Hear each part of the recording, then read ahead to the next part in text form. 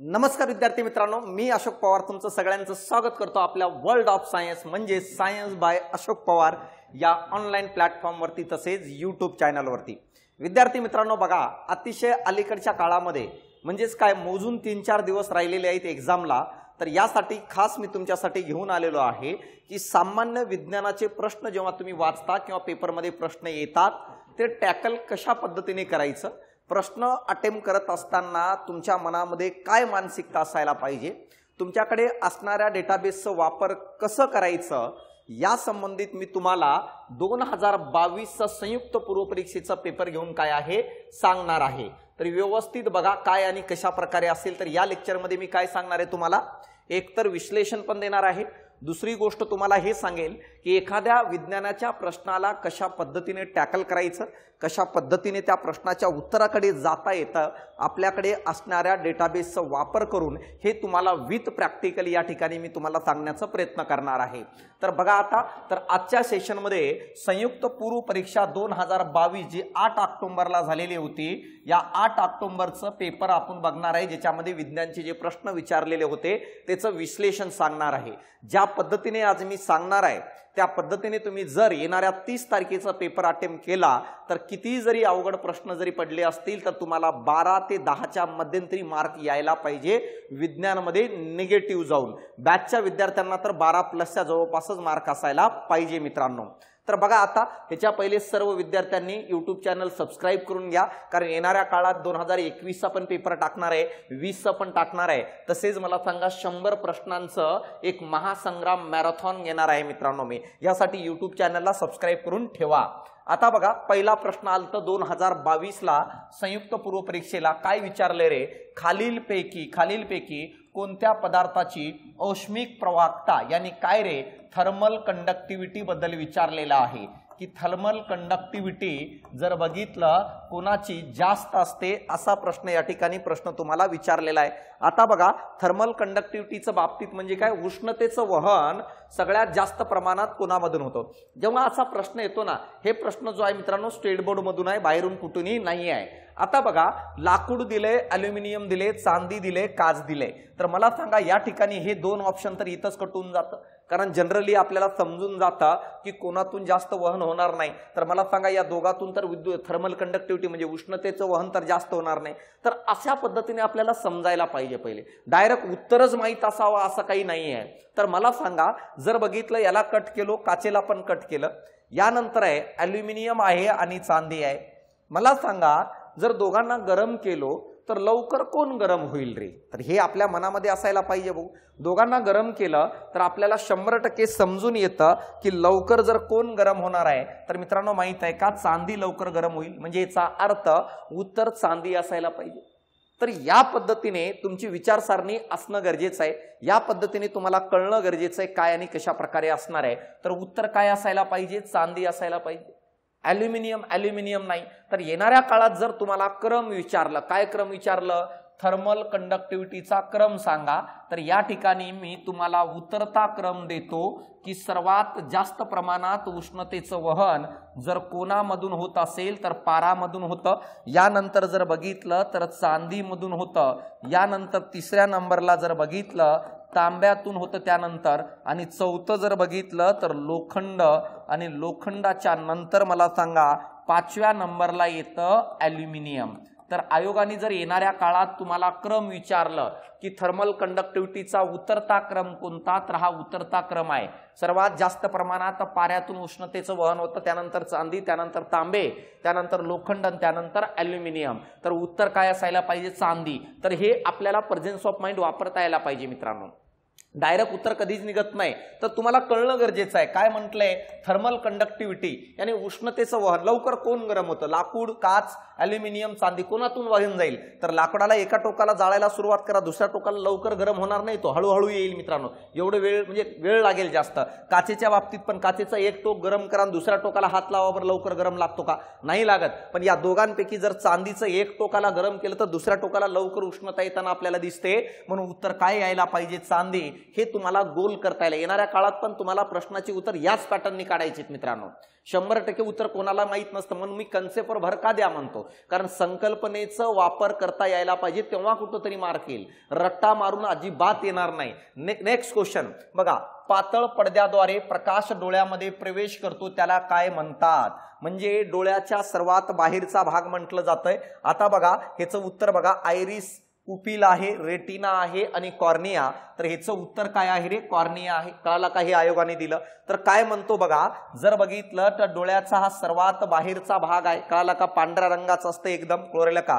सर्वात बाहेरचा भाग आहे. यानंतर ह्याच्या आतमध्ये अशा प्रकारे मला सांगा एक अपारदर्शक पडदा असतो, कळलं का रे? आणि नंतर ह्याच्या पाठीमागे अशा प्रकारचा एक भिंग असतं आणि या भिंगाला अशा पद्धतीने दोन्ही बाजूला एका केबलनी जोडलेली असते आणि नंतर मला सांगा हा पाठीमागे आपला दृष्टीपटल असतं. मग याच्यामध्ये नाव सांगतो बघा, हा सर्वात बाहेरचा असणाऱ्या भागाला कॉर्निया म्हणतात. कळलं का रे? ह्याच्या आतमध्ये इथे एक द्रव असतं, त्याला ॲक्युअस ह्युमर म्हणून ओळखलं जातं. हे तुम्हाला समजणं गरजेचं आहे. यानंतर मला सांगा, तिसरं जो हा पडदा दिसतो याला इरिस म्हणतात किंवा याला बुबुळ म्हणतो, जो अपारदर्शक असतं. ह्याच्या आतमध्ये जो छिद्र दिसतं यालाच पुपिल किंवा बाहुली म्हणतात. हा पाठीमागे असणाऱ्या याला भिंगाला लेन्स म्हणून ओळखलं जातं आणि या दोन्ही बाजूने ज्या केबलनी बांधलेले आहेत त्याला सिलियरी मसल्स म्हणतात रे. सिलियरी मसल म्हणून ओळखलं जातं, हे कळणं गरजेचं आहे. आणि पाठीमागे हा असणारा तुमचा रेटिना, ज्याला आपण दृष्टीपटल म्हणतो.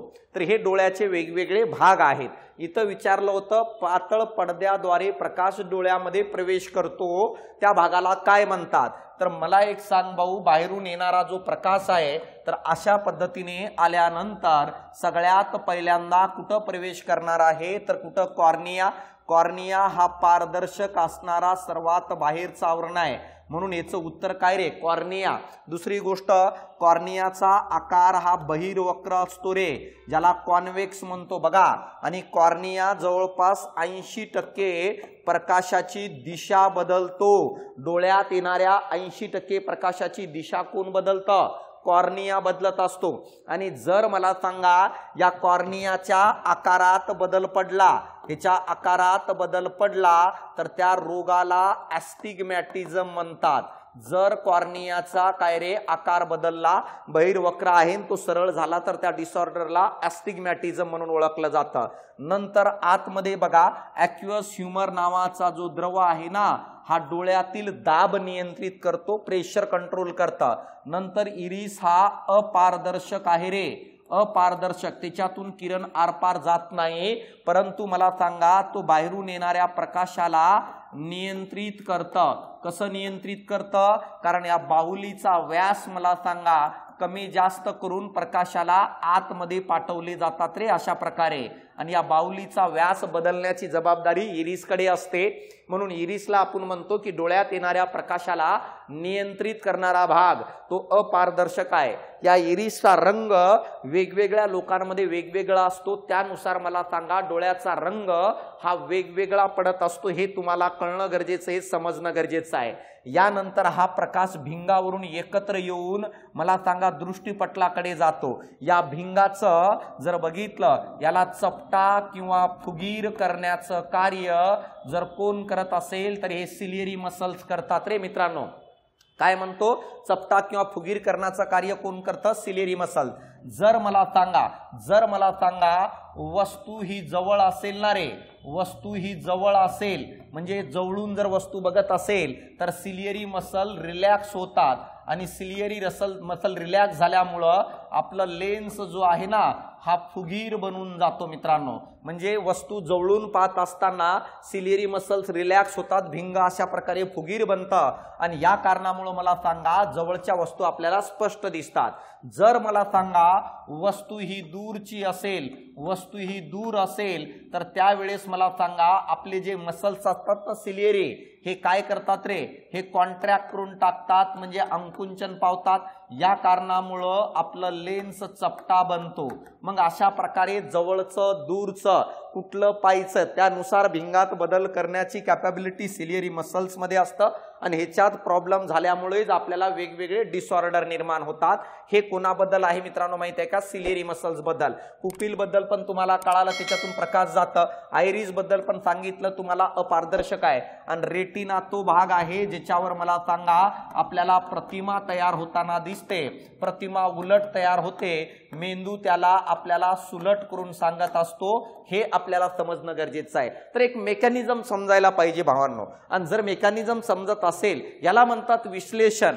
जर तुम्ही हा पाठीमागचा प्रश्न वाचू तर राहिले आणि याच्यात फक्त तुम्ही उत्तर पाठ करून जाऊ राहिले, याला थोडी PYQचं अनालिसिस म्हणतात. तुम्हाला कळायला पाहिजे. बघा हा किती स्ट्रॉंग पॉइंट आहे. येणाऱ्या काळात इथं विचारणार, वस्तू जवळून पाहत असेल तर काय बदल होईल, डोळ्यामध्ये भिंगामध्ये दुरून पाहत असेल तर काय बदल होईल, सिलियरी मसल्स ह्याच्यामध्ये. हे तुम्हाला करणं गरजेचं आहे. आज न उद्या तर करावं लागेल भाऊ, ह्याच्याशिवाय दुसरं ऑप्शन नाहीये. मेन्सला पण आहे, मेन्सला पण याच लेवलचे प्रश्न विचारणार. उगाच गॅरंटी देत नाही 12+ मार्क येते मित्रांनो. त्या पद्धतीने करून घ्यावं लागतं. आणि हे बघा, तर या प्रश्नाचं उत्तर कॉर्निया आहे. बाकी थोडं बघून घ्या काय आणि कसं असणार आहे. आता बघा, प्रतिध्वनी तरच ऐकू येतो जर ध्वनीचा स्रोत आणि अडथळा यातील अंतर डॅश मीटर असेल. सर काय असतो प्रतिध्वनी? मित्रांनो माहित आहे का, जेव्हा ध्वनी निर्माण होतो ना, जेव्हा साऊंड निर्माण होतो मित्रांनो माहित आहे का, तर हा साऊंड आपल्या कानावर, कानाच्या पडद्यावर 1/10 सेकंदापर्यंत काय असतो, स्थिर असतं. 1/10 सेकंदापर्यंत. आता बघा, जर मी तुम्हाला म्हटलो की या ठिकाणी एक व्यक्ती आहे आणि ह्यानी काय एक आवाज निर्माण केलं, कोणतं? समजा उदाहरणार्थ हा आर्ची म्हणून ओरडला. आर्ची तो सैराट मधलं जो लंगडा ओरडला होता ना, आर्ची आली आर्ची, तशा प्रकारे ओरडल्यानंतर आर्ची नावाचा साऊंड या व्यक्तीच्या कानावर 1/10 सेकंदापर्यंत राहणार आहे. मग जेव्हा हा ओरडला तर तो साऊंड अशा प्रकारे गेला, ट्रॅव्हल करत गेला आणि समोर एका भिंतीवर जाऊन आदळला आणि तिथून रिटर्न आला.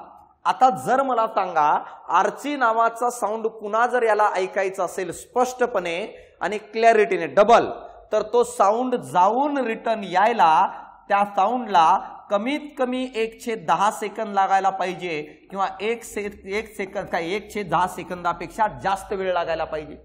कारण जर तो 1/10 सेकंदाच्या अगोदरच येऊन गेला, 1/10 सेकंदाच्या अगोदरच येऊन गेला, तर मला सांगा ऑलरेडी आर्ची नावाचा साऊंड कानावर होता आणि दुसरा आर्ची नावाचा साऊंड त्याच्यात मिक्स होऊन जाईल, तर आपल्याला तो स्पष्ट ऐकू येणार नाही. यासाठी तो साऊंड समोरच्या पृष्ठभागावर रिटर्न जाऊन येण्यासाठी कमीत कमी 1/10 सेकंद लागायला पाहिजे किंवा त्याच्यापेक्षा जास्त. कारण 1 मिनिटानंतर आलं तरी स्पष्टच ऐकू येणार आहे, कारण पहिलं वालं नष्ट होऊ द्यावं लागतं. पहिलं वालं नष्ट होण्यासाठी 1/10 सेकंद लागणार आहेत. दुसरं वालं 1/10 सेकंदाच्या नंतर यायला पाहिजे किंवा 1/10 सेकंदामध्ये यायला पाहिजे. मग कमीत कमी 1/10 सेकंदामध्ये येण्यासाठी हा जो अंतर असतो ना, कोणता अंतर? ध्वनी निर्माण करणारा स्रोत आणि पृष्ठभाग हे 17 मीटर असायला पाहिजे. कितीसाठी? 1/10 सेकंदासाठी. किती सेकंद? 1/10 सेकंदामध्ये ध्वनीला जाऊन रिटर्न यायला 17 मीटर वेळ लागणार आहे. 17 मीटर अंतर लागणार आहे. कळालं का? बघा, 1/10 सेकंदामध्ये जाऊन रिटर्न यायला 17 मीटर पार करावं लागणार आहे. कोणाला? ध्वनीला. म्हणून बघा, प्रतिध्वनी जर ऐकू यायचं असेल तर अंतर किती असायला पाहिजे? 17 मीटरवर. कारण 17 मीटर जाऊन रिटर्न येत असताना 1/10 सेकंद वेळ लागणार आहे. आणि एवढं वेळ लागलं तर पहिलं आर्ची नावाचा साऊंड नष्ट होईल आणि तो दुसरा ऐकू येईल जो गेलेला. आता बघा सर, हे जर मी असं 50 मीटरवर करून टाकलो तर परावर्तक पृष्ठभाग करून टाक ना भाऊ, मला काहीच दुःख नाही. 50 मीटरवर केलो का, 100 मीटरवर केलो का आणि 200 मीटरवर केलो का, तर आपल्याला जो काही ध्वनी डबल येणार आहे तो तर स्पष्ट ऐकू येईल ना. 17 मीटरवरून जेव्हा ध्वनी रिटर्न फिरत होता तेव्हा दुसरा ध्वनी आपल्याला 1/10 सेकंदाने ऐकू आला, आर्ची नावाचा तो साऊंड. जर तोच मी 100 मीटर अंतरावरून जर रिटर्न येत असेल तर त्याला आता 100 मीटरवर जाऊन रिटर्न यायला मी म्हणेल की 50 सेकंद लागतायत. 50 सेकंद, तर 50 सेकंदामध्ये आर्ची नावाचा साऊंड ऐकू राहिलं. ऐकू येऊ दे ना, काय फरक पडतो? प्रतिध्वनी तर ऐकू येतोय ना. म्हणून बघा, परावर्तक पृष्ठभाग एकतर 17 मीटरवर असायला पाहिजे किंवा 17 मीटरपेक्षा जास्त अंतरावर. जर 17 मीटरपेक्षा कमी अंतरावर झालं की मग काय होईल? परावर्तक पृष्ठभागावरून ध्वनी 1/10 सेकंदाच्या अगोदरच कानावर पडेल आणि अनेक ध्वनी एकत्र आल्यामुळं रिव्हायब्रेशन क्रिएट होईल, ज्याला निनाद म्हणत असतो आणि आपल्याला ध्वनी स्पष्ट ऐकू येणार नाही। या कारणामुळं उत्तर आहे 17 मीटर पेक्षा जास्त किंवा 17 मीटर। तर हे आन्सर आहे मित्रांनो। मॅक्झिमम मुलं काय करत असतात, जर बघितलं तर 17 मीटर पेक्षा जास्त, कळाला का, जास्त किंवा 17 मीटर एवढं करून टाकतात। पण काय बघा, 17 मीटर पेक्षा जास्त किंवा 17 मीटर एवढ्या अंतरावर परावर्तक पृष्ठभाग असेल तर आपल्याला प्रतिध्वनी ऐकू येते। डॅशच्या अणूच्या मॉडेलमध्ये इलेक्ट्रॉनचा कोनीय संवेग अँग्युलर मोमेंटम, कळाला का, h/2π या परिमाणाचा अविभाज्य गुणक आहे। बघा आता हा प्रश्न कसा अटेम्प्ट करायचा। जनरली विद्यार्थ्याला काय वाटतं, सर हे काय दिलं हो असं, आम्ही सोडून देतो हा प्रश्न, सोडायची गरज नाही। तुम्हाला जर बेसिक थोडं जर माहित असेल ना तर तुम्ही या उत्तरापर्यंत जाऊ शकता। बघा, तुम्ही या डेटाबद्दल अजिबात पुस्तकात वाचलेलं नाहीये। मी सांगतो ना, या डेटाबेस बद्दल तुम्ही अजिबात पुस्तकात वाचलेलं नाहीये की सर हे कोनीय संवेग काय आहे, h/2π काय आहे, हे काय दिलंय, नको लोड घेऊ, माहित नाही ना काही प्रॉब्लेम नाही। तुला एवढं तर माहित आहे ना भाऊ, रुदरफोर्डचा सिद्धांत काय आहे तर तुम्हाला माहित आहे, थोडं थोडं माहित असेल काय आहे। रुदरफोर्ड यांनी केंद्रकाच्या बाबतीत शोध लावलं होतं। रुदरफोर्ड यांनी काय सांगितलं रे, सूर्यमालेची उपमा दिलती अणूला, सूर्यमालेची उपमा, एवढं माहित आहे। रुदरफोर्ड यांनी काय सांगितलं होतं, केंद्रकात पॉझिटिव्ह प्रभार असतं आणि सर्व वस्तुमान केंद्रकात सामावलेलं असतं अणूचं, ह्याच्या बाहेर नाही सांगितलेलं, तुम्ही एवढंच वाचलंय। तर ह्याचा आणि कोनीय संवेगाचा काही संबंध नाहीये, हे आपल्याला कळायला पाहिजे मित्रांनो। डॉल्टननी तर 1808 मध्ये सिद्धांत मांडलेलं होतं। काय बनलं रे, अणू हा एक प्रकारचा भरीव गोळा असतो हे सांगितलं होतं। या बिचाऱ्याला तर अणूबद्दल काही माहीतच नव्हतं। काय माहित नव्हतं, न अणूमध्ये पॉझिटिव्ह प्रभाराबद्दल माहित नव्हतं, न काहीच माहित नव्हतं। सुरुवातीला सगळ्यात पहिल्यांदा नवीन नवीन यांनी सिद्धांत मांडलेलं होतं। म्हणून हे पण आपल्याला माहित आहे की 1808 ला 2-3 गोष्ट सांगितलं होतं, अणू भरीव गोळा आहे, अणूला निर्माण करता येत नाही आणि अणूला नष्टही करता येत नाही, एवढं तर माहित असायला पाहिजे भाऊ, हे तर तुम्हाला माहित आहे। आता बघा, म्हणून हे वरचे दोन्ही ऑप्शन कटून जातात, कोणाबद्दल, कोनीय संवेगाबद्दल। आता बघा, ऑफलाईन बॅचचे विद्यार्थी किंवा ऑनलाईन बॅचचे विद्यार्थी, मी तुम्हाला सांगितलं होतं की नील्स बोर यांनी मला सांगा कक्षेच्या त्रिज्येबद्दल सांगितलेलं आहे। नील्स बोर यांनी कक्षेमध्ये फिरणाऱ्या इलेक्ट्रॉनच्या वेगाबद्दल सांगितलंय। नील्स बोर यांनी कक्षेमध्ये असणाऱ्या इलेक्ट्रॉनच्या ऊर्जेबद्दल सांगितलं। एवढं तर तुम्हाला आठवायला पाहिजे मित्रांनो या सगळ्या गोष्टी। आणि जर तुम्हाला हे आठवलं की यार त्रिज्येबद्दल पण काही सांगितलंय, वेगाबद्दल पण सांगितलंय आणि ऊर्जेबद्दल सांगितलंय, म्हणजे कक्षेच्या बाबतीत असणारे घटक सर्वात जास्त बोरनी सांगितलं। मग इथं पण काहीतरी कोनीय संवेग विचारलंय, तर संवेग हा वेगाच्या संबंधित असतं मित्रांनो। तर वेगाच्या बाबतीत तर मला सांगा बोहर भाऊंनी सांगितलं होतं, तर याचा अर्थ संवेग पण बोहरनी सांगितलं असेल, म्हणून उत्तर काय असू शकतो, नील्स बोर असू शकतो। हे कळणं गरजेचं आहे। यासाठी मी काय म्हटलो, कन्सेप्टचा वापर करा भाऊ। काय काय सांगितलं होतं, नील्स बोरनी सांगितलेलं रेडियस बद्दल सांगितलं की रेडियस काढता येतं। रेडियसचं सूत्र काय सांगितलं होतं रे, 0.53 n² हा सांगितलेलं। वेगाच्या बाबतीत सांगितलं, वेग बरोबर 2.18 × 10⁶ कळालं का, Z/n मीटर पर सेकंद। आणि यानंतर मला सांगा ऊर्जेसाठी सांगितलं, एनर्जी -13.6 Z² कळालं का, अपॉन मला सांगा n, हे त्यांनी सांगितलं। तर अशा प्रकारे मला सांगा, आणि या सोबतच संवेगाबद्दल पण त्यांनी सांगितलं होतं, संवेग बरोबर n × h/2π हा सूत्र पण मला सांगा कुणी सांगितलेलं आहे, नील्स बोरने। मी बॅच मध्ये सगळं घेतलेलं आहे, कसं काढायचं काय नाही, म्हणून उत्तर काय आलं, नील्स बोर। फर्मी काय आहे सर, फर्मी काय केलं तर मित्रांनो माहित आहे का, जर बघितलं फर्मी यांनी जगातील कळालं का, जगातील पहिला न्यूक्लिअर रिॲक्टर तयार केलं। न्यूक्लिअर कळालं का रे, रिॲक्टरची काय केली माहित आहे का, निर्मिती केली. त्याला अणुभट्टी म्हणतो आपण. कळलं का रे? जगातलं पहिलं न्यूक्लिअर रिॲक्टर फर्मी यांनी तयार केलेलं होतं. डॉल्टनच्या बाबतीत हे थोडं अनालिसिस कळणं गरजेचं. या पद्धतीने जायचं.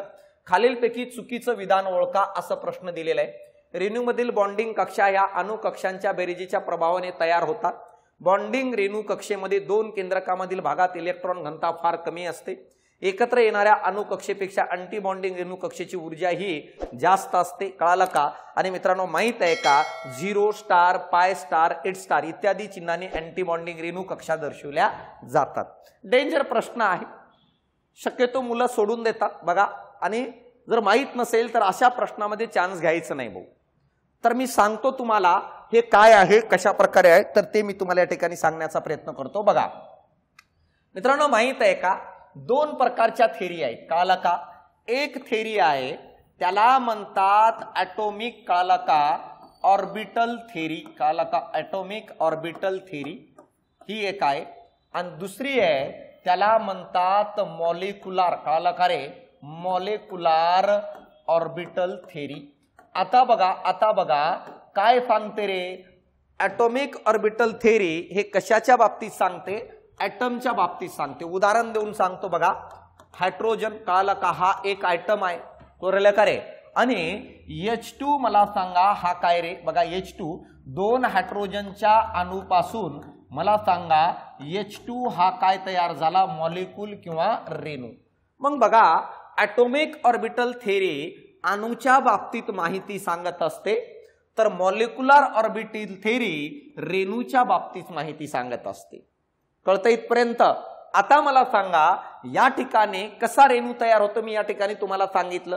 पहिली गोष्ट रे समजून घ्या की कसं असणार आहे किंवा काय असणार आहे हे आपल्याला समजणं गरजेचं आहे.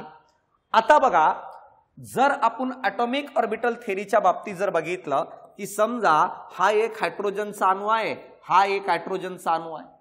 हायड्रोजनच्या अणूची ही एक ऑर्बिटल आहे, ऑर्बिटल आहे. कळालं का? आणि ही एक अणूची ऑर्बिटल आहे, हायड्रोजनची ऑर्बिटल झाली. हे दोन ऑर्बिटल आहे. आणि आपण शिकलो होतो हायड्रोजन मध्ये एकच इलेक्ट्रॉन आहे, म्हणून मला सांगा हायड्रोजनची ऑर्बिटल 1s नी दाखवतात, या हायड्रोजनची ऑर्बिटल पण 1s1 नी दाखवतात. हे आपण शिकलोय बघा लेक्चर मध्ये. तर हे असं दाखवतो आपण कोणामध्ये, ॲटॉमिक ऑर्बिटल थेरी मध्ये. तर मला सांगा जर ॲटॉमिक ऑर्बिटल थेरी मध्ये 1s, 2s, 2p, 3s अशा पद्धतीने आपण काय सिम्बॉलने दाखवत असतो. काय रे, ॲटॉमिक ऑर्बिटल थेरी मधल्या ऑर्बिटल्स. जेव्हा आपण मॉलिक्युलरचा विचार करत असतो तर मित्रांनो माहित आहे का, मॉलिक्युलर ऑर्बिटल्स जे असतात ते काय असतात ते सांगतो. आता मॉलिक्युलर ऑर्बिटल्स डेल्टाने दाखवतात किंवा पायने दाखवतात, किंवा कळालं का, किंवा आणखी एक सिम्बॉल आहे त्याला जर आपण काय म्हणत असेल सिग्मा, कळालं का रे, सिग्माने दाखवतात. तर या सिम्बॉलने आपण मॉलिक्युलर ऑर्बिटल दाखवतो. Atomic orbital 1s, 2s, 2p, 3s या पद्धतीने दाखवतो. आता बघा ॲटॉमिक ऑर्बिटल थेरी काय सांगते ते समजण्याचा प्रयत्न करा. ॲटॉमिक ऑर्बिटल थेरी म्हणते जर अशा प्रकारे हा पहिलं एक हायड्रोजनचा ऑर्बिटल आहे आणि दुसरं अशा प्रकारे हा दुसरा एक हायड्रोजनचा ऑर्बिटल आहे, दोन ऑर्बिटल. आणि जर या दोन्ही ऑर्बिटलच्या एकत्रीकरणातून मला सांगा हा हायड्रोजनचा रेणू बनतो. या एक हायड्रोजन पासून या एक हायड्रोजन पासून, इथे एक हायड्रोजनचा ऑर्बिटल आहे, इथे एक हायड्रोजनचा ऑर्बिटल आहे. तर ॲटॉमिक ऑर्बिटल थेरी म्हणते की जेव्हा हा रेणू तयार होतो ना, हा रेणू तयार होतो तेव्हा त्याच्यामध्ये या दोन्ही ऑर्बिटल एकमेकासोबत ओव्हरलॅप करतात. कळलं का रे, ओव्हरलॅप करतात. कळलं का? तर काय म्हटलो मी, ऑर्बिटल काय करतात माहित आहे का, ओव्हरलॅप. तर ॲटॉमिक ऑर्बिटल थेरी सांगते जेव्हा दोन अणूच्या एकत्रीकरणातून रेणू तयार होतं तेव्हा दोन अणूमध्ये असणारे जे ऑर्बिटल्स असतात त्या रेणूमध्ये एकमेकावर ओव्हरलॅप करतात, असं कोणाचं म्हणणं होतं, ॲटॉमिक ऑर्बिटल थेरीचं. नंतर मॉलिक्युलर ऑर्बिटल थेरी येऊन काय म्हणते, भाऊ असं होत नाही. तर काय कसं होतं, मग हे सांगतं अशा प्रकारची ही या एक हायड्रोजनचं ऑर्बिटल प्लस मला सांगा या एक हायड्रोजनचं हे ऑर्बिटल, या दोघांच्या एकत्रीकरणातून हायड्रोजनचा रेणू तयार झाला. आणि जेव्हा हायड्रोजनच्या बघा ॲटॉमिक ऑर्बिटल काय म्हणत होतं की हायड्रोजनच्या रेणूमध्ये 2 ऑर्बिटल्स एकमेकाला ओव्हरलॅप केल्यात. मॉलिक्युलर ऑर्बिटल म्हणतं जेव्हा हायड्रोजनच्या रेणूमध्ये तुम्ही बघताल ना तर ह्याच्यामध्ये स्वतंत्र 2 ऑर्बिटल्स आढळताना दिसतात. म्हणजे याचा अर्थ रेणूमध्ये कालकारे रेणूमध्ये स्वतःच्या ऑर्बिटल्स असतात. रेणूमध्ये स्वतःच्या ऑर्बिटल्स असतात असं कोण सांगतं? Molecular orbital theory. इथं काय सांगितलं होतं ॲटॉमिक ऑर्बिटल थेरीमध्ये की 2 अणूच्या एकत्रीकरणातून ऑर्बिटल्स ओव्हरलॅप होतात. ऑर्बिटल्स म्हणजे काय? एक छोटीशी कक्षा ज्यामध्ये इलेक्ट्रॉन असू शकतं. मग इथून सुरुवात झाली मॉलिक्युलर ऑर्बिटल थेरीला सुरुवात झाली मित्रांनो, ज्यामध्ये सांगितलं की अणूच्या कक्षेच्या एकत्रीकरणातून रेणूच्या स्वतंत्र 2 कक्षा तयार होतात. मग मला सांगा जर मॉलिक्युलर ऑर्बिटल थेरीच्या बाबतीत जर म्हटलं तर पहिलं पॉइंट काय आहे? अणूच्या जेवढ्या कक्षा असतात ना त्यांच्या बेरीजे एवढ्याच मला सांगा ऑर्बिटल्स आढळतात. कोणामध्ये? Molecular orbitals. तर मला सांगा ॲटॉमिक ऑर्बिटल ही एक ॲटॉमिक ऑर्बिटल आहे, ही एक ॲटॉमिक ऑर्बिटल आहे. इथं ही एक मॉलिक्युलर ऑर्बिटल आहे, ही एक मॉलिक्युलर ऑर्बिटल आहे. तर याच्यावरून काय कळतं रे? ॲटॉमिक ऑर्बिटलच्या बेरीजे एवढ्याच आपल्याला मॉलिक्युलर ऑर्बिटल्स आढळतात मॉलिक्यूलमध्ये. कळलं का? मॉलिक्युलर ऑर्बिटल्स आढळतात मॉलिक्यूलमध्ये. मग बघा आता काय असणार आहे रे? तर बघा रेणूमधील यानी काय रे मॉलिक्युलर ऑर्बिटमध्ये कळलं का बॉन्डिंग कक्षा ह्या अणूच्या कक्षेच्या यानी काय रे ॲटॉमिक ऑर्बिटलच्या बेरीजेच्या प्रभावाने तयार होतात. बरोबर ना? ॲटॉमिक ऑर्बिटलच्या बेरीजेपासून मला सांगा मॉलिक्युलर काय रे ऑर्बिटल तयार होतात. म्हणून पहिलं विधान बरोबर आहे. चुकीचं निवडायचं होतं आपल्याला. एक कळालं तर हे पॉइंट्स आपल्याला समजणं गरजेचं आहे. आणखी पुढे सांगतो. आता बघा आता सांगतो मी काय करतो व्यवस्थित लक्ष द्या. आता मी तुम्हाला काय सांगतो बघा. जर मित्रांनो माहित आहे का हे एक हायड्रोजन आहे त्याची ही एक ऑर्बिटल आहे प्लस हे एक हायड्रोजन आहे त्याची ही एक ऑर्बिटल आहे. कळालं का रे? ही एक ऑर्बिटल आहे. जेव्हा मला सांगा आता ह्या ऑर्बिटल जे असतात ना हे तरंग निर्माण करतात रे. हे ऑर्बिटल्स जे असतात ना याच्यात इलेक्ट्रॉन फिरणारा तरंग निर्माण करतो आणि ह्यांच्या एकत्रीकरणातून काय तयार झालं सांगितलं? रेणू. कळलं का रे? रेणू तयार झालं सांगितलं. आता बघा काय असतं माहित आहे का? जर मला सांगा हा पहिला तरंग तयार होतो अशा प्रकारे, हा पहिला तरंग, हा दुसरा तरंग तयार होतो. कळालं का रे? अशा प्रकारे. आता बघा जर बघितलं तर पहिल्या ऑर्बिटल मधला तरंग आणि दुसऱ्या ऑर्बिटल मधला तरंग अशा प्रकारे जर बघितलं पहिलं बघा पहिल्या ऑर्बिटल मधला तरंग जसा हा ए ने दाखवतो हे बी ने दाखवतो. तर हा पहिला ऑर्बिटलातला तरंग प्लस मला सांगा दुसऱ्या ऑर्बिटल मधला तरंग. जर ए आणि बी हे दोन्ही ऑर्बिटलतले तरंग जर एकत्र येऊन बेरीज करत असतील, कळलं का रे? बेरीज करत असतील तर त्याला कन्स्ट्रक्टिव्ह कळलं का इंटरफरन्स म्हणतात. इंटरफरन्स म्हणून ओळखलं जातं. हे कळणं गरजेचं आहे. आणि जर मला सांगा हे दोन्ही ऑर्बिटल मध्ये असणारे तरंग जर वजाबाकी करत असेल रे म्हणजे काय रे ए मायनस बी तर त्याला आपण डिस्ट्रक्टिव्ह कळाला का रे? डिस्ट्रक्टिव्ह कळाला का? इंटरफरन्स म्हणून ओळखलं जातं. आता बघा मी काय म्हणतो व्यवस्थित लक्ष द्या. जर मला सांगा 2 ऑर्बिटलचे तरंग एकत्र येत असतील तर त्यावेळेस कन्स्ट्रक्टिव्ह इंटरफरन्स म्हणतात. आणि यामध्ये जो तरंग आहे ना दोघं एकत्र आल्यामुळं त्यांचं काय रे तरंगाची एनर्जी वाढते. तरंगाची एनर्जी दोन्हींची बेरीज झाली म्हणून एनर्जी वाढली. कळलं का? तरंगाची एनर्जी काय होते? वाढते. आणि मित्रांनो माहित आहे का दोघांची बेरीज होत असेल तर यालाच बॉन्डिंग ऑर्बिटल्स म्हणतात. यालाच आपण काय म्हणतो रे? बॉन्डिंग कक्षा म्हणतो. आणि जर दोघं एकमेकाला नष्ट केले, कळलं का? एकमेकाला नष्ट केले आणि तर त्याला काय म्हणतो आपण? अँटी बॉन्डिंग ऑर्बिटल म्हणून ओळखलं जातं. म्हणजे याचा अर्थ मॉलिक्युलर ऑर्बिटलचे 2 प्रकार बॉन्डिंग आणि अँटी बॉन्डिंग ऑर्बिटल्स. कळलं का? म्हणजे याचा अर्थ मला सांगा मॉलिक्युलर ऑर्बिटलचे कळलं का रे? मॉलिक्युलर ऑर्बिटलचे वेळ कमी असल्यामुळे ऑर्बिटलचे कळलं का प्रकार तर मला सांगा एक आहे बॉन्डिंग आणि दुसरं जर बघितलं तर अँटी बॉन्डिंग. कळलं का? अँटी बॉन्डिंग जेव्हा दाखवतात ना ऑर्बिटल तेव्हा ते स्टारने दाखवतात रे, स्टारने दाखवतात. अँटी बॉन्डिंग जर दाखवायचं असेल स्टारने दाखवतात. जे बॉन्डिंग ऑर्बिटल्स असतात ना भाऊ, हे बॉन्डिंग ऑर्बिटल्स जे असतात हे स्टेबल असतात, स्टेबल असतात. अँटी बॉन्डिंग ऑर्बिटल्स हे काय असतात? अनस्टेबल असतात कधी पण. या कक्षा कळू राहिलं का? आणि यानंतर जर बघितलं बॉन्डिंग ऑर्बिटल्स मध्ये एनर्जी जी असते ना, एनर्जी ही कमी असते, तर अँटी बॉन्डिंग मध्ये एनर्जी जर बघितलं तर ही काय असते? जास्त असते. तर मला सांगा बॉन्डिंग कक्षा कधी रे? तर बॉन्डिंग कक्षा मला सांगा जर कन्स्ट्रक्टिव्ह, कळाला का रे? कन्स्ट्रक्टिव्ह कळाला का? इंटरफरन्स जर घडलं, इंटरफरन्स घडलं तर निर्माण होते. ज्यामध्ये मला सांगा अशा प्रकारे दोन वेव्ज मला सांगा एकत्र जोडल्या जातात. अशा प्रकारे दोन वेव्ज एकत्र जोडल्या जातात म्हणून ह्याचा रिझल्ट काय रे? अशा प्रकारे मला सांगा रिझल्ट मला सांगा अशी ऊर्जा वाढते. इथं मला सांगा अँटी बॉन्डिंग कशाचं आहे? डिस्ट्रक्टिव्ह आहे. डिस्ट्रक्टिव्ह कळाला का रे? डिस्ट्रक्टिव्ह इंटरफरन्स म्हणून ओळखलं जातं. ज्यामध्ये दोन वेव्ज मला सांगा मायनस होतात. कळाला का रे? दोन वेव्ह अशा प्रकारे मायनस होतात म्हणून याचा रिझल्ट काय रे? कोणतीच ऊर्जा होत नाही, ते दोन्ही एकमेकाला नष्ट करून टाकतात आणि तेव्हा अँटी बॉन्डिंग काय रे तयार होतं. स्टारने दाखवतात अँटी बॉन्डिंग. आता मला सांगा या ठिकाणी बघा रे, पहिलं विधान बरोबर आहे. अणूच्या ॲटॉमिक ऑर्बिटलच्या एकत्रीकरणातून मॉलिक्युलर ऑर्बिटल तयार होतात. आता बघा बॉन्डिंग रेणू कक्षेमध्ये दोन किंवा केंद्रकातील भागात इलेक्ट्रॉन घनता फार कमी असते. कळलं का? हे उत्तर आहे तुमचं, हे चुकीचं आहे. बाकी बरोबर बघा. एकत्र येणाऱ्या बघ रे भाऊ, एकत्र येणाऱ्या अणु कक्षेपेक्षा अँटी बॉन्डिंग रेणू कक्षेची ऊर्जा जास्त असते. मी तेच सांगितलं ना. कळलं का रे? एकत्र येणाऱ्या कक्षेपेक्षा बघा या ठिकाणी जर बघितलं इथं कक्षा एकत्र येऊ राहिला बघा, बेरीज हो राहिलं कोणामध्ये? बॉन्डिंग मध्ये. आणि मी काय म्हंटलो? बॉन्डिंग मध्ये एनर्जी कमी असते.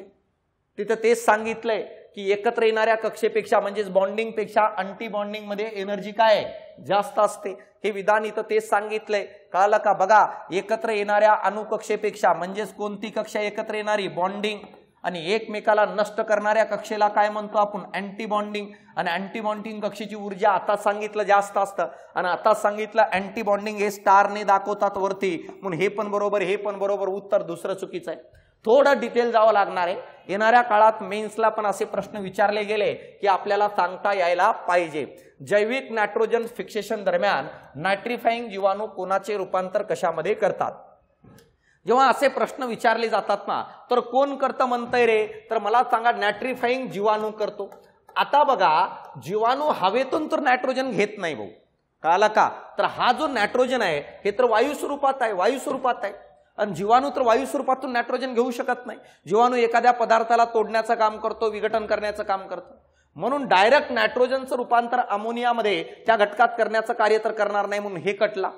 मला सांगा इथं अमोनिया कशाला तयार करेल रे? तो अमोनियाचं कन्व्हर्जन नायट्रेटमध्ये करतं. जीवाणू काय करत असतो? अमोनिया जो आहे ना ह्याचं कन्व्हर्जन नायट्रेटमध्ये करतं मित्रांनो. कळालं का? नायट्रेटमध्ये, नायट्रेटमध्ये. तर इथं हे नायट्रेटमध्ये अमोनिया कशाला रूपांतर करेल हे पण येणार नाही.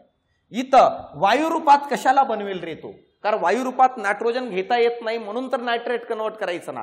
मग उत्तर काय यायला पाहिजे? या ठिकाणी जो अमोनिया सारख्या संयुगाचं रूपांतर नायट्रेटमध्ये करतं.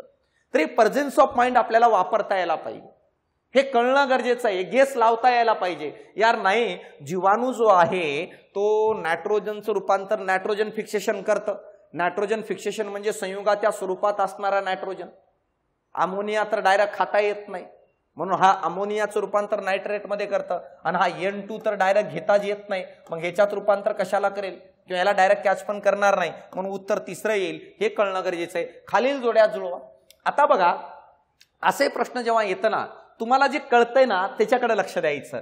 तुम्हाला काही जरी कळत नसेल, पायथन या शब्द समजत असेल, पायथन, पायथनचा अर्थ आहे कळालं का रे? पायथनचा अर्थ तुम्ही बघितला असेल त्याला आपण अजगर म्हणतो. कळालं का रे? अजगर म्हणतो. अनाकोंडा नाव ऐकलं असेल. हा विषारी असतो का रे? आपल्याला माहित आहे ना हा विषारी नसतो. हा प्राण्यांना गिळून टाकतो हे आपल्याला माहित आहे. आणि जर तुम्हाला एवढं जरी शब्द माहित असेल तर इथं बिनविषारी एक ऑप्शन दिसतंय चौथा, मग अच चौथा असायला पाहिजे. अच चौथं एकाच ठिकाणी आहे बाळा. मी तेच म्हणतोय, ते जर आठवलं नाही तर नाजा नाजा कोब्राला म्हणत असतो आपण. मग मला सांगा, कोब्रा आणि कोब्रा हा विषारी आहे, कोब्रा हा विषारी आहे. मग विषारी आहे तर कोणतं? न्यूरोटॉक्सिक. तिसरं, मग मला सांगा न्यूरोटॉक्सिक हा मला सांगा विष आहे. तर एवढं तरी आपल्याला कळायला पाहिजे. नागाला म्हणतो आपण, कोब्राला, कोणाला? नाजा नाजा. तर मला सांगा हे असेल बच. हे या पद्धतीने जायचं आहे. आणि वायपर रसिली जो आहे हे पण एक प्रकारचं हिमोटॉक्सिक तयार करतं. ह्याला वेळ लागतं रे, याला वेळ लागतं माणूस मरायला. या न्यूरोटॉक्सिक मुळे, जो नाजा नाजामुळे लवकर मरून जातो माणूस. आणि टायप्लोस ब्राह्मणीसला अंधसाप म्हणतात. तर या पद्धतीने उत्तरापर्यंत जाता यायला पाहिजे. ऑरेलियाच्या लार्वल स्टेजच्या खालीलपैकी योग्य क्रम कोणता? ऑरेलिया हा जो प्राणी आहे तर या प्राण्यांच्या लार्वल स्टेज बद्दल तुम्हाला विचारलेला आहे. तर बघा मी तुम्हाला काय म्हणतो. तर मित्रांनो, माहित आहे का, अशा प्रकारच्या प्रश्नावर रिपीट प्रश्न नाही आहेत, एरिया बदलत असतो. तरी मी तुम्हाला स्टेजेस सांगून देतो. कोणाच्या? ऑरेलियाचा. कळाला का? ऑरेलिया जो आहे, कळाला का? ऑरेलिया याच्या लार्वल स्टेज कोणकोणत्या आहेत जर बघितलं मित्रांनो, माहित आहे का, ऑरेलियाचं सर्वात पहिलं एगचं फर्टिलायझेशन घडतं त्यांच्यामध्ये. एगचं फर्टिलायझेशन घडतं. यानंतर सेकंड पहिलीच आहे प्लॅनुरा नावाचा हा पहिला स्टेज आहे याच्यामध्ये. यानंतर जर बघितलं मित्रांनो, माहित आहे का, त्यानंतर जर बघितलं स्कायपिस्टेमा. कळाला का? स्कायपिस्टेमा हा काय मित्रांनो माहित आहे का? तिसरी स्टेज आहे. चौथी स्टेज मध्ये जर बघितलं स्ट्रोबिला नावाचा आहे. स्ट्रोबिला ही चौथी स्टेज आहे. पाचवी स्टेज जर बघितलं तर मित्रांनो माहित आहे का कोणता असणार आहे रे? इफायरा हा आहे. आणि सहावी स्टेज आहे त्याला म्हणतात मेडुसा. तर अशा प्रकारे मला सांगा, तर हे काय आहेत रे? तर मित्रांनो माहित आहे का, एकूण ह्या 6 स्टेजेस आहेत. कोरेला का रे? आणि या 6 स्टेज मध्ये ऑरेलिया नावाचा जो प्राणी आहे ह्याचं काय मित्रांनो वाढ आणि विकास होतो. तर आयोगाने ह्याच्यामधले विचारलं होतं. तर बघा, फर्टिलायझेशन तर कुठं नाहीये, तर ह्याचा अर्थ पहिलं येणार आहे प्लॅनुरा. प्लॅनुरा कुठं आहे? प्लॅनुरा कुठं आहे? 2 ठिकाणी. मग हे तर कटून गेले मित्रांनो, कळालं का? आता प्लॅनुरा नंतर बघा इफायरा इथं दिले. इफायरा तर काय रे? सर्वात शेवटी आहे, म्हणून हा पण येणार नाही. कळाला का? उत्तर कोणतं येईल? पहिला येईल. तर हे अशा पद्धतीने काय आहे तो येणार आहे, कारण इफायरा शेवटी आहे. तर या पद्धतीने बघा, खालीलपैकी कोणता प्राण्यांचा समूह सरपटणाऱ्या प्राण्यांच्या गटात येतो? रेप्टाइल्स. कळाला का रे? खालीलपैकी कोणता गट हा रेप्टाइल्स मध्ये येतो असा प्रश्न काय या ठिकाणी तुम्हाला दिलेला आहे. बघा आता सरपटणारे रेप्टाइल्स. मग इथं जर बघितलं ना भाऊ, पहिला ऑप्शन आहे पाल, साप, बेडूक आणि लोरिस. तर मला लोरिस कळत नसेल वाटेवर काय आहे, पण तुम्हाला एवढं तर माहित आहे की सर हा बेडूक जो आहे हा उभयचर आहे. आपल्याला सरपटणारे म्हटलंय म्हणल्यावर हे ऑप्शन इथंच कटलं. मग जिथं जिथं ए आहे तो कटून जाईल ना रे. ए कुठं आहे? इथं आहे. ए कटून गेलं. यानंतर बघा कासव, घडियाल, कॅमेन आणि टायटारा. चला, तुम्हाला माहित नाही सर, हे कळना गेले, ह्याच्यातलं काय आहे समजना गेले, सोडून दे विषय. नेक्स्ट कडे कासव, मगर, सॅलेमेंडर तर आपल्याला माहित आहे उभयचर आहे, म्हणून सी पण येणार नाही. मग जिथं जिथं सी येईल तो सरपटणाऱ्यामध्ये नाहीये. मग सी इथं आहे, हा कटून गेला. आता सी इथं आहे, हा कटून गेला. राहिला फक्त काय? बी. चौथं नाही वाचलं तरी चालतं ना रे बाळा. चौथ्यामध्ये पण सॅलेमेंडर आहे, म्हणून चौथंही नाही येणार. मग उत्तर फक्त दुसरं. हे सगळेचे सगळे मला सांगा सरपटणाऱ्यामध्ये येतात. म्हणून मी तुम्हाला म्हंटलो की तुम्हाला जे माहित आहे ना त्याच्यावर लक्ष द्या. बेडूक आले इथं डबल, मग तो येणार नाही, कारण सरपटणारे म्हणतो बेडूक उभयचर आहे, सॅलेमेंडर उभयचर आहे. जे तुम्हाला माहित आहे त्याच्या आधारे उत्तरापर्यंत जाण्याचा काय करा? प्रयत्न करा. खारपान पट्ट्यातील शेतीतील सिंचनामुळे पिकांच्या उत्पादनावर परिणाम होण्याची कारणे काय? काय विचारले बघा, कारण काय आहे? जे खारपान पट्ट्यातील शेती आहे त्या ठिकाणी सिंचनामुळे पिकांच्या उत्पादनावर होणारा परिणाम काय? म्हणजे याचा अर्थ काय रे? जी माती आहे, जी जमीन आहे, त्या जमिनीमध्ये क्षाराचं प्रमाण जास्त आहे. आता त्या जमिनीमध्ये क्षाराचं प्रमाण जास्त आहे, तर या कारणामुळं जमिनीच्या पोताच्या निकृष्ट दर्जामुळे परिणाम घडतं. हे बरोबर असणार आहे का? कारण क्षार वाढल्यामुळं जी जमिनीची जी काही माती आहे त्याची दर्जा काय कमी होऊन जाईल. पिकांची वाढ खुंटल्यामुळे हा परिणाम नाहीये, कळाला का रे, हा परिणाम नाहीये, म्हणून हे पण येणार नाही. त्यानंतर पानांच्या पिवळेपणामुळे हा पण परिणाम नाही. काय म्हणते बघा, खारपण पट्ट्यातील म्हणजे अशी जागा ज्या ठिकाणी क्षारचं प्रमाण जास्त आहे, शेतीतील सिंचनामुळे पिकांच्या उत्पादनावर काय परिणाम, तर काय होईल, जमिनीच्या पोत्याच्या निकृष्ट दर्जामुळे पीक खालावणार आहे, जमिनीतील क्षारांच्या संचलनामुळे पीक खालावणार आहे, आणि हे कारण आहेत म्हणून पिकांची वाढ खुंटते, म्हणून पान पिवळे पडतात. मग उत्तर जर काय असेल तर उत्तर ए आणि डी आहे फक्त मित्रांनो. याला तर म्हणतो ना सेन्स वापरणे, याला तर म्हणतो आपण काय म्हटले त्यांनी, कारणे काय आहे, काल उत्पादनावर परिणाम करणारे कारणे काय, पिकांची वाढ खुंटल्यामुळे नाही, पानांचे पिवळेपणामुळे नाही, तर काय आहे, जमिनीच्या बाबतीत म्हणते ते, सिंचनाच्या बाबतीत, तर जमिनीत काय रे, क्षार साचल्यामुळे, दर्जा खालावल्यामुळं आणि जमिनीत क्षारांच्या संचयामुळे, म्हणून चौथं उत्तर येईल. आंतरिक कीड काय असतं, इंग्रजीतून बघायचं भाऊ, याला कळाला का, आंतरिक कीड काय आहे, अशा पद्धतीने मला सांगा. हा प्रश्न तुम्हाला विचारलेला आहे. इंग्रजीतून जर खाली ऑप्शन बघितलं असतं, इंग्रजीतून त्याला एंडेमिक म्हणतात, आणि तुम्हाला माहित आहे एंडेमिकचा अर्थ कळतोय का रे, एंडेमिक म्हणजे ठराविक भागात, कळाला का रे, ठराविक भागात वारंवार होणारी. जसं मला सांगा, मानवाच्या बाबतीत आपण बघतो सर, हत्ती रोग कुठं आढळतो, केरळमध्ये, कारण तो एंडेमिक आहे. सर हे तर 20 वर्षापासून ऐकतो, 20 वर्षाखाली पण आपण म्हणत होतो हत्ती रोग फक्त केरळमध्ये आढळतो, आज पण म्हणतो हत्ती रोग केरळमध्ये आढळतो.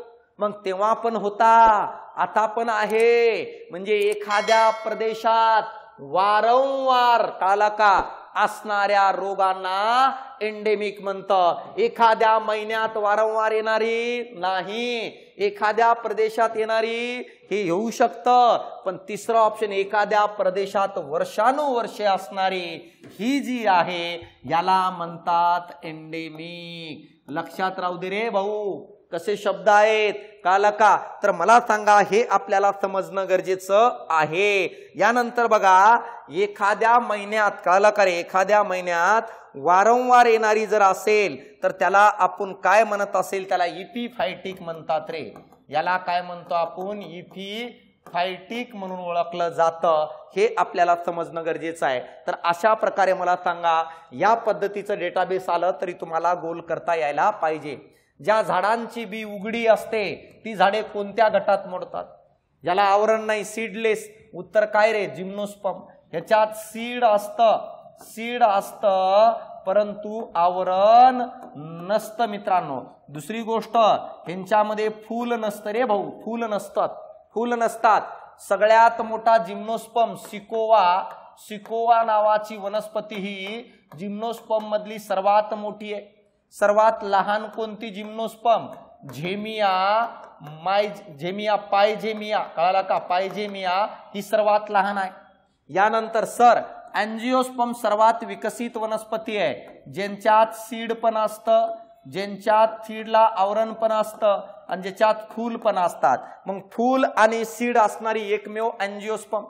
मला सांगा अँजिओस्पर्मची सर्वात मोठी कोणती रे, सर्वात मोठी अँजिओस्पर्म युकॅलिप्टस नावाची काय रे वनस्पती आहे.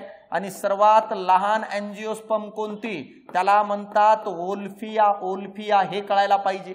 यानंतर ट्रॅचिओफायटा काय रे, तर हे वस्कुलार मला सांगा, वस्कुलार काय प्लांट येतात त्याच्यामध्ये, ज्यांच्यामध्ये आपल्याला जलवाहिनी आणि रसवाहिनी आढळताना दिसते, त्याला आपण वस्कुलार म्हणतो. ह्याच्यामध्ये गवत येऊन जातात सगळे, किंवा ह्याच्यामध्ये मला सांगा आणखी जर बघितलं, कॅक्टसचं जो वनस्पती आहे ना, कॅक्टस वनस्पती येते कोणामध्ये, ट्रॅचिओफायटा. क्रिप्टोफॅन्स जर बघितलं तर मित्रांनो माहित आहे का, ह्यांच्यामध्ये सीड नसतं, कळालं का, ह्यांच्यामध्ये सीड नसतं आणि स्पोर असतो, ज्याच्याद्वारे काय आहे, बीजाणू असतं ज्याच्यावर प्रजनन करतात. आणि क्रिप्टोफॅन्स मध्ये थॅलोफायटा पण ह्याच्यामध्ये येतो, ब्रायोफायटा पण क्रिप्टोफॅन्स मध्ये येतो, आणि टेरिडोफायटाचा समावेश पण ह्याच्यामध्ये येतो. तर आयोगाने जर विचारलं कोणामध्ये, तर क्रिप्टोगॅम्स मध्ये येतात. कोण, थॅलोफायटा, ब्रायोफायटा आणि टेरिडोफायटा. हे तुम्हाला कळणं गरजेचं आहे. कळालं का इथपर्यंत? खालीलपैकी कोणता विषाणू एका व्यक्तीकडून दुसऱ्या व्यक्तीमध्ये संक्रमित सुई किंवा असुरक्षित लैंगिक संबंधामुळे पसरतो? बघा आता आपल्याला माहित आहे डेंग्यू तर नाही आहे, हा एडिस कळाला का, इजिप्ती कळू राहिला का, या डासाच्या चावल्यामुळे होतो. आणि ही डास मला सांगा जर बघितलं तरी स्वच्छ पाण्यामध्ये असते, कळालं का रे, पाण्यामध्ये साचून राहते, कळू राहिलं का. तर हे आपल्याला समजणं गरजेचं. Aedes aegypti. आता बघा हिपॅटायटिस ए ह्याच्यामुळं पिवळा कावीळ होतो, पिवळा कावीळ, कळालं, एवढं माहित असायला पाहिजे, सगळं शिकवलंय भाऊ. आणि हे पिवळा कावीळ आपल्याला माहित आहे दूषित अन्न आणि दूषित पाण्यामुळे पसरतं, हे कळणं गरजेचं आहे. रोटो व्हायरस हे लहान मुलात आढळताना दिसतं आपल्याला, लहान मुलात.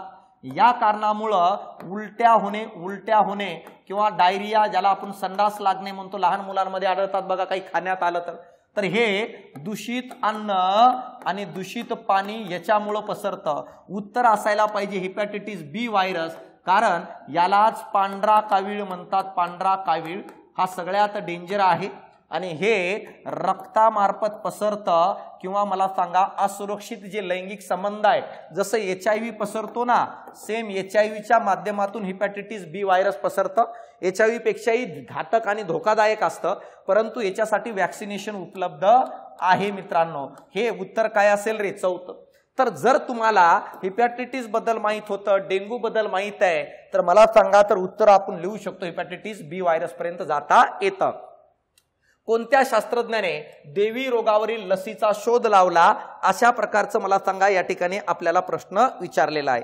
आता बघा लुईस पाश्चर, तर हे जगाला माहित आहे, एडवर्ड जेन्नर यांनी लावलेला आहे. का माहित आहे जगाला? कारण भाऊ माहित आहे का, हे रोगाचा शोध लागण्याच्या अगोदर यांनी लस शोधून काढली देवीची. कळालं का, चट्टे पडतात अंगावर असे.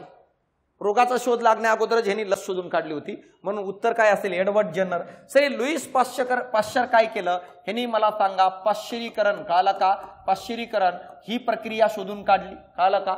या सोबतच भाऊ माहित आहे का, रेबीज नावाच्या रोगावरील लस शोधून काढली. या सोबतच कॉलरा नावाचा जो काही रोग आहे त्याच्यावरची वॅक्सिनेशन पण शोधून काढली. अँथ्रॅक्स नावाचा जो रोग आहे, तर मला सांगा ह्याच्यावरची पण लस शोधून काढलेली आहे. मग आयोगाने जर विचारलं रेबीजची लस कोणी शोधून काढली, लुईस पाश्चर. कॉलराची लस कोणी शोधून काढली, लुईस पाश्चर. अँथ्रॅक्सची लस कोणी शोधून काढली, लुईस पाश्चर. सर हे अलेक्झांडर फ्लेमिंग यांनी काय केलं, जगातील पहिली, कळालं का रे, जगातील पहिली अँटीबायोटिक तयार केली ह्यांनी. अँटीबायोटिक प्रतिजैविक, कळालं का, निर्मिती करणारा शास्त्रज्ञ कोण, अलेक्झांडर फ्लेमिंग. कशाची निर्मिती केली ही, कशाची निर्मिती केली, पेनिसिलम, कळाला का, पेनिसिलम, कळाला का, पेनिसिलिम जो आहे या अँटीबायोटिकची निर्मिती केली. सर ह्यांनी काय केलं, सेलमन, कळाला का, सेलमन आहे, सेलमन, कळाला का, एक्समान जो आहे, यांनी काय केलं रे, जो टीबी आहे, कळाला का, जो टीबी आहे ह्याच्यावर वापरली जाणारी स्ट्रेप्टोमायसिन, कळाला का, स्ट्रेप्टोमायसिन नावाचं जो अँटीबायोटिक आहे तो सेलमन, कळाला का, यांनी काय शोधून काढली आहे. याला म्हणतात PIQ अनालिसिस. नाहीतर काय उग वाचून चाले एडवर्ड जेन्नर, शेवटी येड लागायचं वेळ येऊन जाते तरी कामाला येत नाही एडवर्ड जेन्नर, कळालं का. तर मला सांगा, हे सगळे नाव तसेच आहेत, इथं तुम्हाला कुठंच दिसणार नाही. अंबादास यांनी काय रे, रेबीज लस शोधून काढली. रेबीज, अंबादास रेबीजची लस नाही शोधून काढत, अंबादास उंदराला शोधून काढते घरातून, कळलं का रे. जर बघितलं अंबादास उंदराला शोधून काढते घरातून, अंबादास गावातून कुत्र्यांना शोधून काढते, कळलं का. आणि कुत्रा चावल्यामुळे जो परिणाम होतो त्याची लस शोधून कोण काढतंय, लुईस पाश्चर. हा फरक आहे लुईस पाश्चर आणि अंबादास. मनावर घेऊ नको रे भाऊ, सहज बोल राहिलो नाहीतर सिरियस होशील. बघा निर्जंतुकीकरण करण्यासाठी खालीलपैकी कोणाचा वापर होतो, तर याचं उत्तर आहे अल्ट्राव्हायलेट रेज. अल्ट्राव्हायलेट रेज जे असतात मित्रांनो माहित आहे का, ह्यांच्यामध्ये ऊर्जेचं प्रमाण जास्त असतं आणि या कारणामुळं जास्त एरिया कव्हर करायचा असेल, क्लीन करायचा असेल तर अल्ट्राव्हायलेट रेजचा वापर करून ती जागा काय केली जाते, की क्लीन केली जातं. ऑटोक्लेव्हचा वापर जो आहे, जो मेडिकल वेस्टेज आहे ना, मेडिकल वेस्ट किंवा मेडिकलमध्ये जो इन्स्ट्रुमेंट वापरतात ना ऑपरेशनच्या वेळेस, ह्याच्या वेळेस, त्यांना क्लीन करण्यासाठी ऑटोक्लेव्हचा वापर केला जातो. इन्फ्रारेड जे आहे ह्याचा वापर जर बघितला थर्मल कळाला काय इमेजिंग मध्ये केलं जातं मित्रांनो, कळाला काय इमेजिंग मध्ये, किंवा नाईट विजन डिव्हाइस जे असतात ना, नाईट विजन डिव्हाइस, या नाईट विजन डिव्हाइस मध्ये मला सांगा वापर केलं जातं इन्फ्रारेडचं. सॅटेलाइट मध्ये कळाला का रे, जे इमेज तयार करण्यासाठी. आणि सोडियम कार्बोनेट तर माहित आहे तुम्हाला, सोडा आहे एक प्रकारचं. बघा दिलेल्या विधानाशी निगडीत कोणते गृहीतक बरोबर आहे. सिगारेट ओढणे हे आरोग्यासाठी हानिकारक आहे अशी माहिती सिगारेट पाकिटावर छापलेली असते. बरोबर आहे सर. अरे का छापलेली असते? कारण सिगारेट पाकिटावर लिहिलेली माहिती लोक वाचतात. बरोबर वाचतात. असं थोडी आहे सिगारेटचं एखादं पॅकेट घेतलं कोणी डोळ्यावर पट्टी बांधून घेतलं, नाही ना, वाचतंय ते. वाचल्यानंतर काय व्यक्ती सिगारेट पाकिटावर दिलेल्या इशाऱ्याचा गांभीर्याने विचार करतात. आता काही करत नाही वेगळी गोष्ट आहे. का ज्यांच्या डोक्यातच फरक पडले ते नाही करत भाऊ, म्हणून ते अर्धवट मरतात. अर्धवट मरतात म्हणजे आयुष्य पूर्ण न जगता. तर हे पण बरोबर आहे. म्हणून उत्तर काय असेल रे, गृहीतक 1 आणि गृहीतक 2 दोन्ही बरोबर. तर अशा प्रकारे मला सांगा हे असणार आहे. तर तुम्हाला कळून गेलं असेल की उत्तरापर्यंत कसं जायचं असतं. तुमच्याकडे असणाऱ्या डेटाबेसचा वापर करून उत्तरापर्यंत जा, म्हणजे तुम्हाला त्याचा फायदा होईल मित्रांनो. मी लगेच कळाला का उद्या 2021चा पेपर घेऊन येतो, त्याच्यामधून आणखी थोडं पिक्चर क्लिअर होईल मित्रांनो. तर चालतं, एकदम पॉझिटिव्हली अभ्यास करा, एनर्जेटिक अभ्यास करा. जसं जवळ येईल तसं वाटतं की आम्ही सगळं विसरलो, काही आठवत नाही, असं होतं मित्रांनो. पण आउटपुट येणार जर तुम्ही स्ट्रगल केलेलं असेल तर. तर चालतं मित्रांनो, या ठिकाणी थांबतो. भेटू आपण पुढच्या लेक्चरला. धन्यवाद.